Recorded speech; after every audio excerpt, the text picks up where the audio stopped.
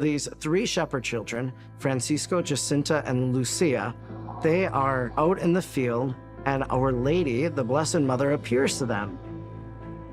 When the world seeks peace and security and sincerely repents for its sins, the new Armageddon will come, and all will suffer.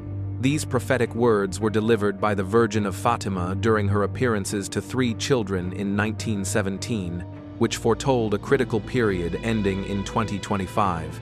Sister Lucia, just 10 years old at the time, along with her cousins, encountered the Virgin Mary at a holm oak tree for 6 months, starting on the 13th of May 1917, and at this very moment, people believed that mysterious is happening before our eyes and terrifying everyone over the world. The secret is kept for a while. In the year 2000, the Vatican released a nearly century-old secret that made a terrifying prediction for the world, and it's thought that this would come into place before 2030.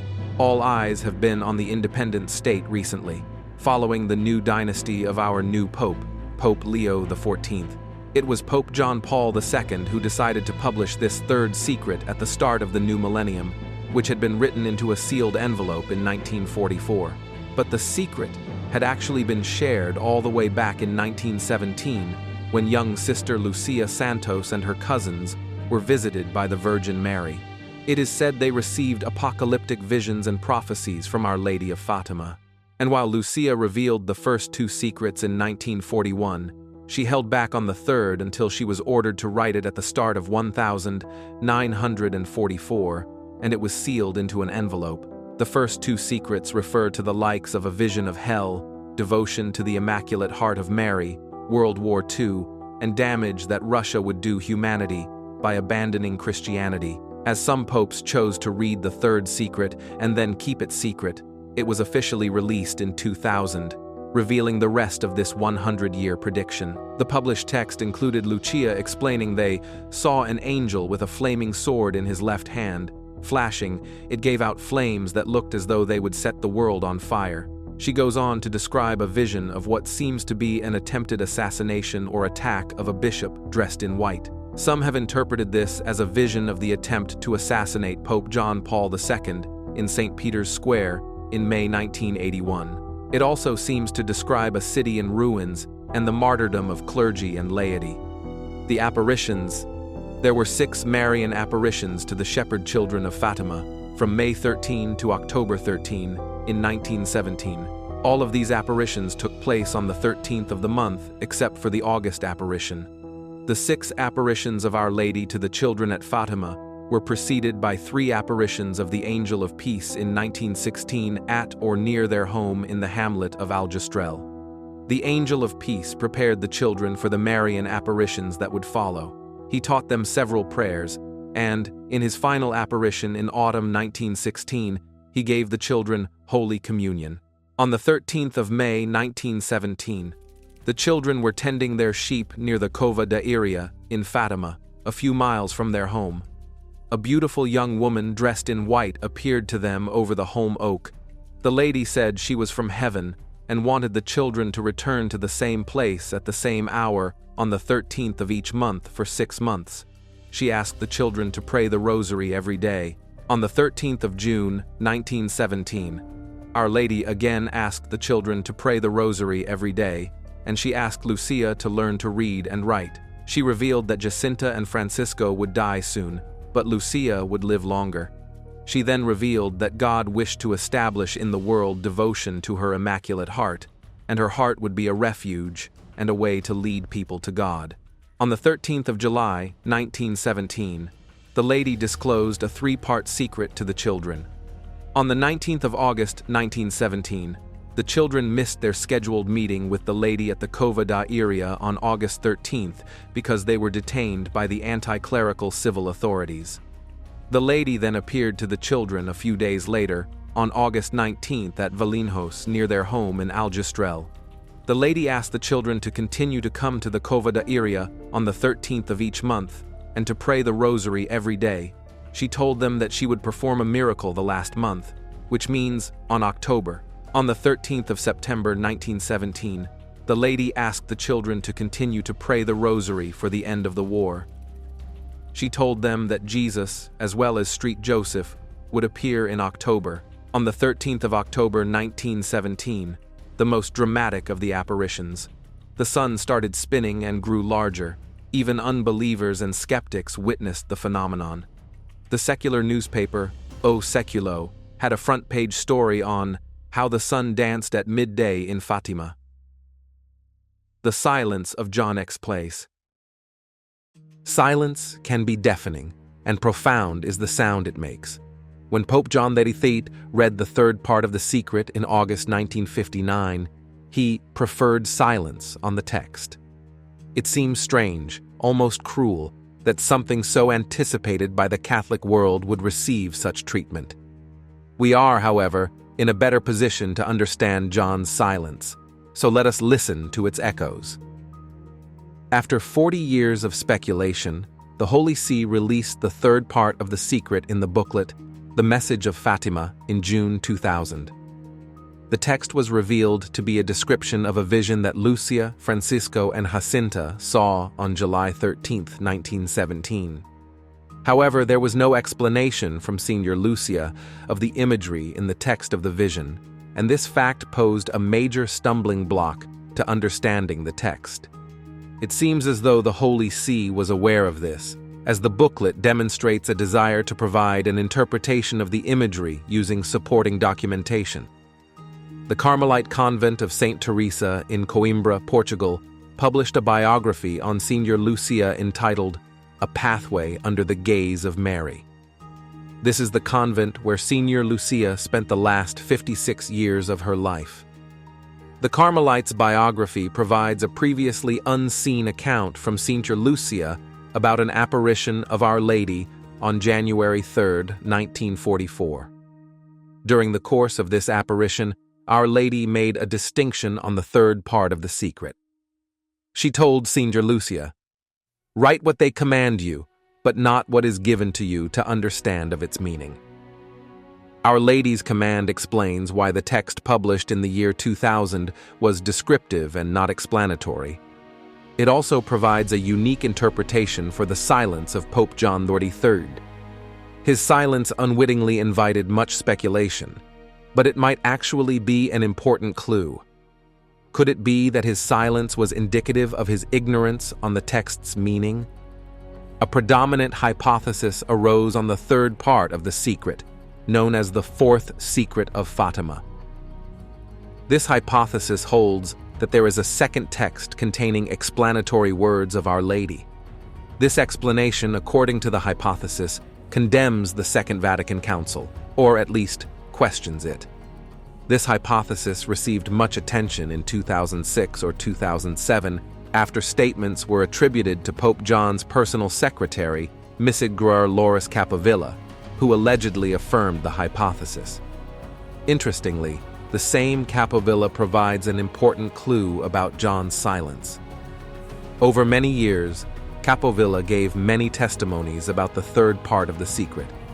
In them, he never once stated that John actually understood the meaning of the vision. Capovilla spoke about the facts of what took place in August 1959, but said very little about John's actual mind regarding the contents. This fact is not shocking, as the only consistent detail that Capovilla revealed on this score was that Pope John made no judgment on the text and left it for others to decide. If all that John XXIII had on hand was the description, but not its explanation, then it made perfect sense for him not to publish it. Why? Cardinal Ratzinger gives us the answer. While presenting the text of the third part in June 2000, Ratzinger spoke about the nature of the text being symbolic and how it allows a margin for interpretation. He also indicated that there was an inability to understand the text at the time of John XXIII due to a lack of perspective. He pointed out that it made no sense to offer to humanity an undecipherable image that would have created only speculations. It was necessary to really wait for the moment in which the reality behind this vision disclosed itself. He also acknowledged that the Holy See had paid a price for the decades-long speculations. In other words, historical events had not yet unfolded to allow for a more complete understanding of the text. It took 40 years for those events to manifest themselves before the official interpretation of the Holy See was rendered and made public. Now, if there was an explanatory text from Senior Lucia available to all the popes since John XXIII, what need would there be to wait for this historical perspective? There isn't, but unfortunately, the fourth secret hypothesis has persisted deeply in many quarters. For the past several years, that hypothesis has implied the existence of a massive cover-up on the part of the Holy See. As part of that implication, a supporting hypothesis arose that various prelates of the Church were engaging in a kind of mental reservation. According to this argument, a distinction was being made on the texts by Vatican officials, claiming that two texts existed, an A text from Senior Lucia deemed to be authentic, the description, but not her other B text, the explanation, because it allegedly condemns Vatican II, something that would have been, of course, unacceptable to John XXIII. The basis for this hypothesis appears to be a reluctance to accuse directly the Holy See of lying. A direct accusation, however, might have been more realistic. The mental reservation hypothesis presumes a serious and protracted exercise on the part of several prelates of the Church going back to 1959. Any such effort would be a monumental order to maintain. In reality, it would create more problems than what is realistically possible. Both the fourth secret and mental reservation hypotheses, however, are now untenable after a letter that Pope Emeritus Benedict XVI wrote to the French journalist Yves Chiron on March 15, 2016. In it, Benedict unequivocally and explicitly denied that there was a fourth secret, saying that all had been published. This being the case, presuming Benedict's veracity, no other conclusion is possible. Despite the fact that the proponents of the fourth secret hypothesis know of this letter, by all indications, they have not challenged it. Instead, they have focused upon a later communiqué from the Holy See dated May 21, 2016, that attributes a denial of a second text to Benedict XVI. By a paradoxical reversal of circumstances, then, who has the appearance of hiding something, the Holy See or fourth secret advocates? In the end, the silence of Pope John XXIII toward the third part of the secret might have been more revealing than was originally thought. That silence could well indicate not that he was going to push through an ecumenical council against a warning from Our Lady contained in an explanatory text that Pope John allegedly had on hand. Rather, his silence can be seen as an expression of his ignorance of the text's meaning, which he would not have had if a second explanatory text existed. The unexpected warning. In her final public interview, Sister Lucia spoke with a quiet urgency that, at the time, few fully understood. When asked about the state of the world, she warned, "The devil is in a mood for engaging in a decisive battle against the Blessed Virgin.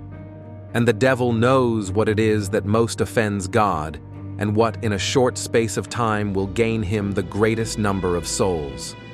Thus, the devil does everything to overcome souls consecrated to God, because in this way he will succeed in leaving the souls of the faithful abandoned by their leaders.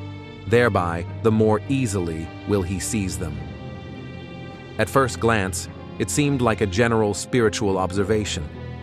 But in hindsight, these words mirror the core message of the third secret, a vision of a church under attack from within, where clergy fall and the faithful are left without guidance.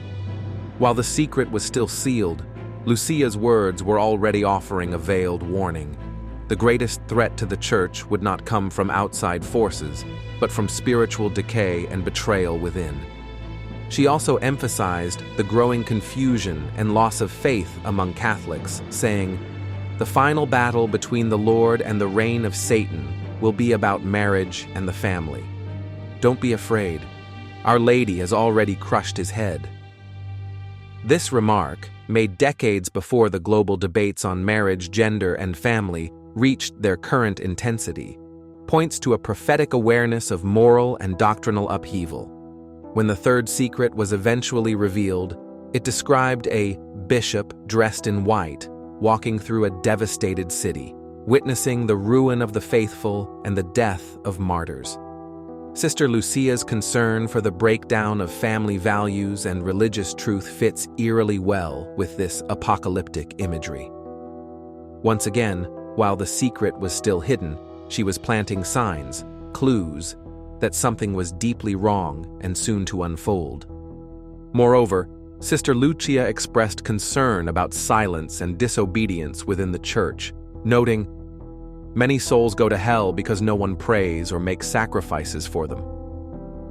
Though simple, this line touches on the church's responsibility to lead, to intercede, and to speak truth even when it is difficult.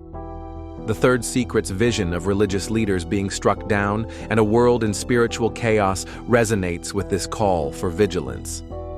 Lucia's gentle voice, restrained by obedience and secrecy, became a subtle trumpet sounding in the distance. She could not reveal the secret, but she could describe its effects, its warnings, and its consequences for those willing to listen.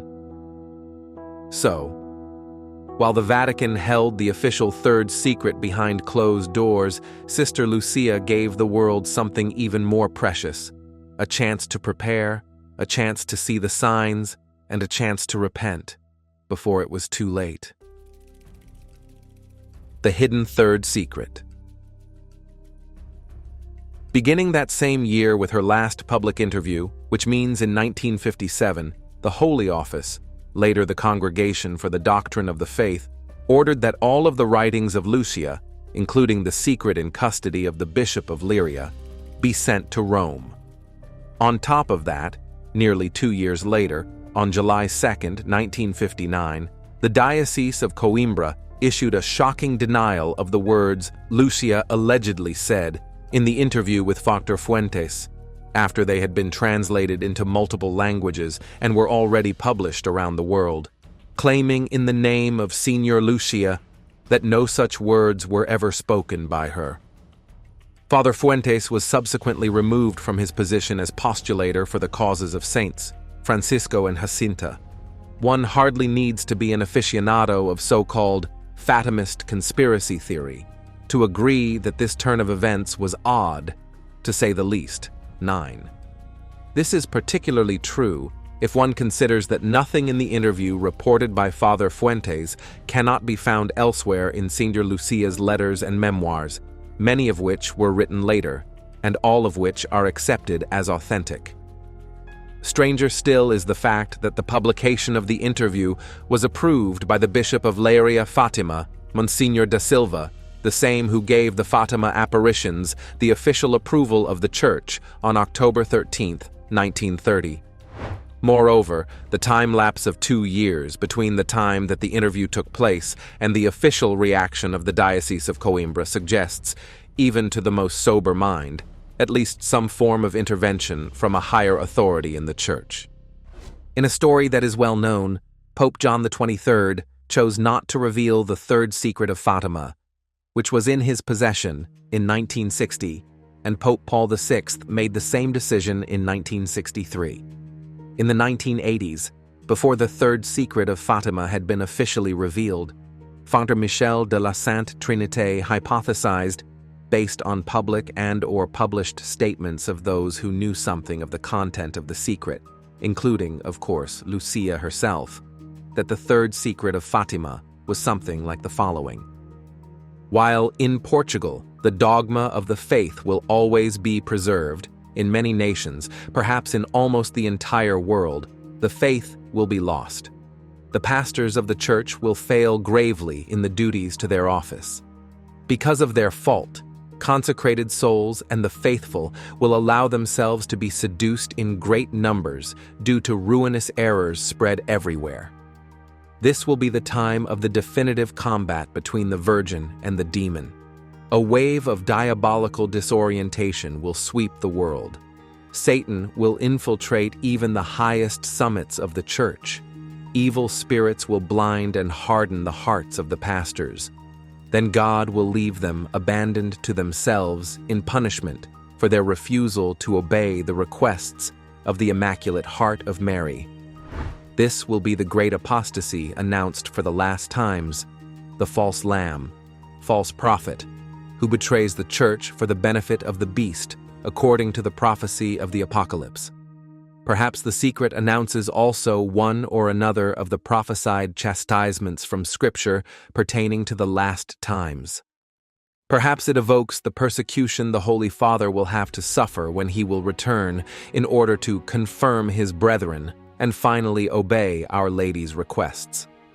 The opinion that the secret of Fatima would include some reference to a great apostasy or some sort of a crisis in the church was shared by many in the 1970s and 1980s, including the great Fatima historian and editor of Lucia's memoirs, Father Antonio Maria Martins, who wrote in 1974, "The reason that induced me to give this edition the title, The Secret of Fatima, in the memoirs and letters of Sister Lucia, was the sad fact of observing that, in spite of repeated denials from competent religious authorities, books and pamphlets of apocalyptic conjectures on the secret of Fatima continue to be printed, attributing words to Sister Lucia that she never wrote, nor even dreamed of. 2/3 of the secret are found in this volume. The third part, the content of which has not yet been revealed, deals only with what is referred to as the crisis of the Church. It is somewhat ironic that what Father Martins thought in 1974 was less sensational about the hypothetical content of the third secret of Fatima, namely, the crisis of the Church, is precisely what is now considered the most sensational aspect of Fatimist claims regarding the hypothetical full content of the secret, and what is most emphatically denied by several high-ranking church officials. Indeed, in terms of apocalyptic content, Father Michel's hypothetical version of the third secret of Fatima is in substance the same as the official version, released in 2000, with which most people are now familiar, except for the fact that the official version includes only a description of the symbolic vision, containing no words of explanation or interpretation from either Lucia or the Blessed Virgin Mary. Clearly, this symbolic vision is an authentic part of the third secret, though Fatimists would argue that it may not be all of it. That this vision is part of the secret was already confirmed by Lucia in her third memoir, which, as we learned above, was written in 1941, in which she relates the following vision of Saint Jacinta. Another time we went to the Lapa do Cabeço. Once there, we prostrated ourselves on the ground and said the angel's prayers. Later, Jacinta got up and called me. "Don't you see many highways, so many roads and fields full of dead people trickling blood, so many people weeping with hunger, for they have nothing to eat, and the Holy Father praying in a church before the Immaculate Heart of Mary, and many people praying with him?" A few days later she asked, "Can I say that I saw the Holy Father and all those people?" Number, don't you see that this is part of the secret? That way it will be discovered immediately. All right, I won't say anything then. Despite accusations leveled by critics of the so-called Fatimist network of conspiracy theorists, it is hard to understand what is particularly more sensational about Father Michel's version of the third secret as compared to the official version released in 2000, which, incidentally, no pope or cardinal has ever claimed was everything Lucia personally claimed that Our Lady revealed to Francisco, Jacinta, and herself, but rather only what the Church officially stipulated that Our Lady revealed to the children. Indeed, the only point of substantial difference between the two versions of the third secret of Fatima is the part about Satan infiltrating even the highest summits of the Church, which is hardly sensational and which in any case has been sadly confirmed throughout the history of the Church as a sober fact.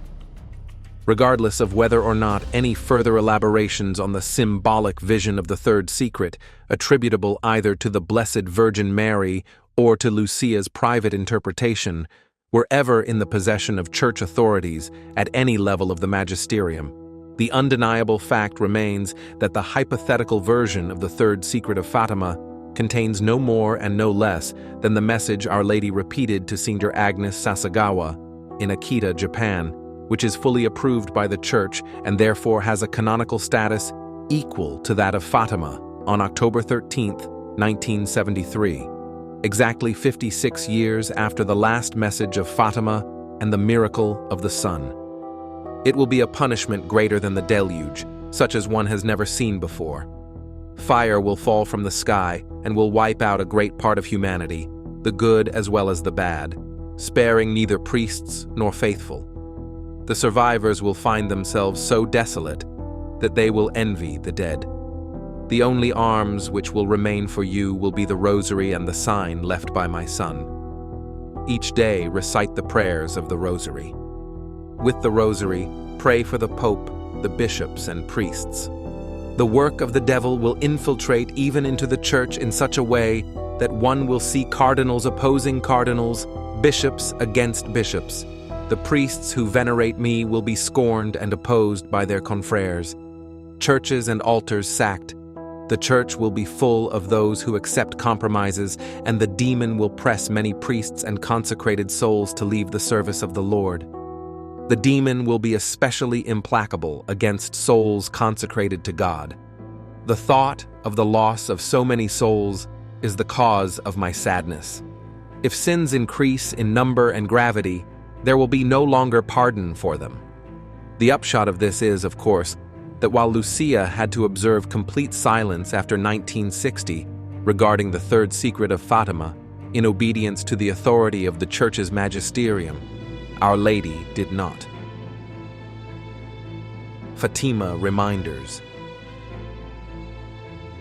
Sister Lucy said, "The two means for the salvation of the world are prayer and sacrifice." Little did Sister Lucia realize that she also shared major insights with important Fatima-grounded guidance in her books and some letters. As worries about today's times multiply, she would say now what she did then to the troubled society she already saw on the horizon. In the memorable moment of our Blessed Mother's first appearance to the three children at Fatima, let's look at 13 of Sister Lucia's many insights, counsels, advice, and warnings. On another 13th, April 13th, 1971, Sister Lucia went right to the point, writing her nephew, Father José dos Santos Valinhor, a Salesian superior in Portugal. It is indeed sad that so many are allowing themselves to be dominated by the diabolical wave that is enveloping the world, and they are so blind that they cannot see the error. The principal error is that they have abandoned prayer, and thus they have gone away from God, and without God, everything is lacking in them. Without me, you can do nothing. What Sister Lucia recommends to us above all else is that you get close to the tabernacle and pray. In this, you will find the light, the strength, and the grace that you need to sustain you, and that you can pass on to others. Guide them with humility, with gentleness, and, at the same time, guide them with firmness, always with serenity, justice, and charity. Never think of the time you spend in prayer as lost. You will see that in prayer God will communicate to you the light and the grace that you need to do all that He requires of you. Truth does not cease to exist simply because unbelievers deny it. What was true yesterday remains true today and will still be true tomorrow, because Jesus Christ is the same yesterday and today and forever. In times such as the present, when the family often seems misunderstood in the form in which it was established by God, and is assailed by doctrines that are erroneous and contrary to the purposes for which the divine Creator instituted it, surely God wished to address to us a reminder of the purpose for which He established the family in the world.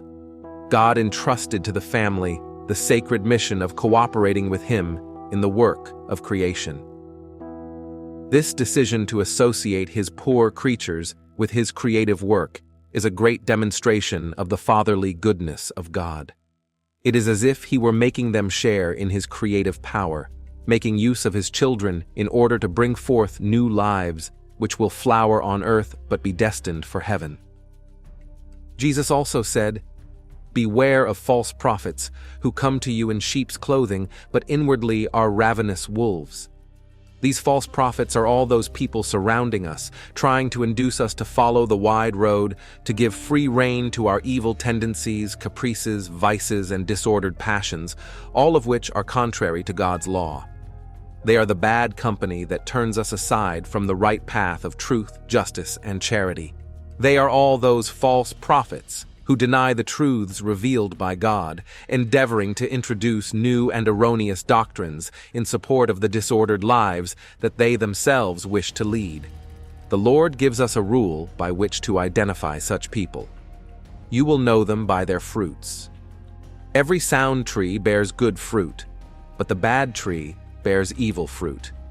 Every tree that does not bear good fruit is cut down and thrown into the fire. Thus you will know them by their fruits. These warnings must put us on our guard against ourselves and the maxims of the world around us. The only important thing for us is to do the will of God, be where He wants us to be, and do what He expects of us, always with the spirit of humility, conscious of the fact that we are nothing, and that it is God who works through us and makes use of us to accomplish His work. In carrying out our everyday tasks, we must endeavor to be aware of God's presence. Call to mind that God and our angel guardian are close to us, see what we are doing, and in what frame of mind we are doing it. Hence, we must sanctify our work, our rest, our meals, our wholesome entertainment, as if they were an ongoing prayer. Knowing that God is present, it is enough to call Him to mind and from time to time say a few words to Him. I bless you, Lord, for your greatness and your goodness, for your wisdom, for your power, for your mercy, for your justice, for your love. This intimate and familiar converse with God transforms our work and our daily occupations into a true and abiding life of prayer, making us more pleasing to God and bringing down upon us extra special graces and blessings. All we have to do is to follow this word of life with faith. To follow it with faith, and also with the simplicity of a child, which, aware of its own helplessness, abandons itself in the arms of its father, where it rests and sleeps securely because it knows that its father will carry it safely, protect it, and lay it down to rest. And if it should happen to offend its father by disobeying one of his commands, it knows its father's heart and trusts in his love, and so runs to meet him, confessing its fault, confident of his forgiveness, and with the same confidence as before, throws itself into his arms. In God's eyes, we are all children. He is the father of the great human family. He rocks us all in the cradle of his providence and leads us all in the ways of love. Like children in their father's arms, confident of his infinite mercy, we shall know that our confidence will not be misplaced. The work of our redemption began at the moment when the Word descended from heaven in order to assume a human body in the womb of Mary. From that moment, and for the next 9 months, the blood of Christ was the blood of Mary, taken from her immaculate heart. The heart of Christ was beating in unison with the heart of Mary. And we can think that the aspirations of the heart of Mary were completely identified with the aspirations of the heart of Christ. Since we all need to pray, God asks of us, as a kind of daily installment, a prayer which is within our reach, the Rosary, which can be recited either in common or in private, either in church in the presence of the Blessed Sacrament, or at home, either when traveling or while walking quietly in the fields. A mother of a family can say the Rosary while she rocks her baby's cradle or does the housework. Our day has 24 hours in it. It is not asking a great deal to set aside a quarter of an hour for the spiritual life, for our intimate and familiar converse with God. I believe that after the liturgical prayer of the Holy Sacrifice of the Mass, the praying of the Rosary, in view of the origin and the sublime nature of the prayers used in it, of the mysteries of the redemption which we call, and on which we meditate during each decade, is the most pleasing prayer we can offer to God, and one which is most advantageous to our own souls.